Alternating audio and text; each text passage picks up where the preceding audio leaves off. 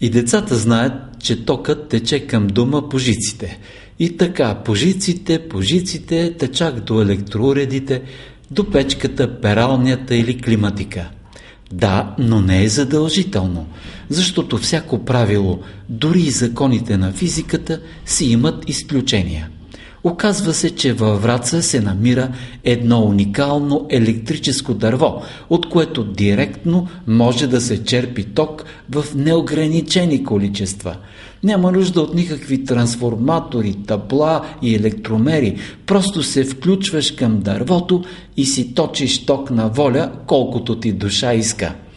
Запазваме адреса на електродървото в редакционна тайна, защото при тези цени на тока ще се юрне натам цяла Враца и ще стане едно стълпотворение, едно чудо на чудесата.